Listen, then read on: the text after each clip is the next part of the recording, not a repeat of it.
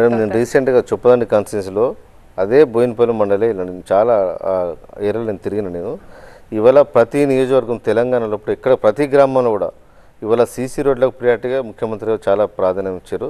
ఎక్కడ పోయినా ప్రతి ఏ గల్లీ కూడా ఇలా సీసీ రోడ్లు ఉన్నాయి.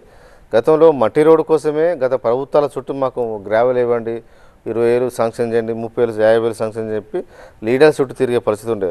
వర్షాకాలం వచ్చిందంటే మొత్తం చెప్పులు చేతిలో పట్టుకొని నడవాల్సిన పరిస్థితి నాడు ఉండే. ఇవాళ ఆ పరిస్థితి ఉన్నాయి. ఎక్కడ పోయినా కూడా ఇవాళ సీసీ రోడ్లు వేసారు. ప్రభుత్వం ఫస్ట్ కేసీఆర్ గారు ఫస్ట్ ప్రియారిటీనే ఇవాళ సీసీ రోడ్లు వేసారు. ఇక్కడ కూడా చిన్న చిన్న గ్రామాలకు కూడా ఇవాళ బీటీ రోడ్లు పడ్డాయి.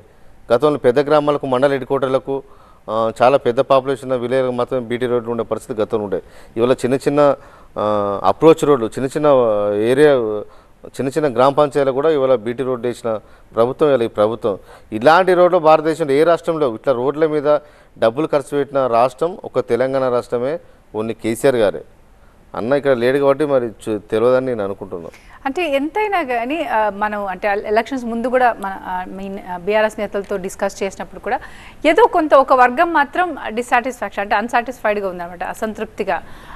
ఇప్పుడు డెవలప్మెంట్ అన్నది మీరు చేస్తున్నారు, మీరు చెప్తున్నారు, but somewhere it is not seen అన్నది అంటే మెయిన్లీ రూరల్గా మీకు అక్కడే మీకు లాస్ కూడా రూరల్ సైడే వచ్చింది. మేడం మాకు రూరల్ లాస్ ఏంటంటే కాంగ్రెస్ పార్టీ నాయకులు 2 లక్షల రుణమాఫీ ఇస్తామని చెప్పారు.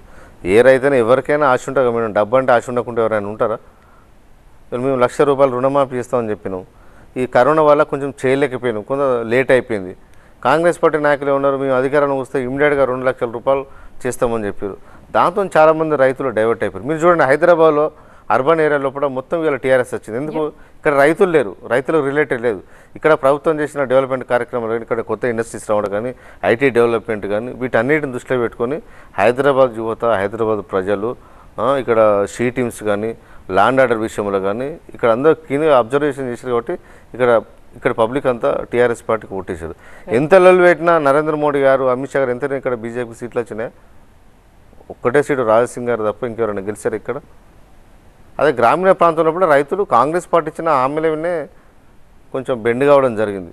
డెవలప్మెంట్ చాలా చేసినాం, కానీ ఇంకేమైనా కొత్త ఏమో చేస్తారో అనే విషయంలో కొంత మార్పు రావాలని ఈ ఆలోచనతో కాంగ్రెస్ పార్టీకి అవకాశం ఇచ్చారు. ఎన్నో హామీలు ఇచ్చారు కదా మేడం వాళ్ళు.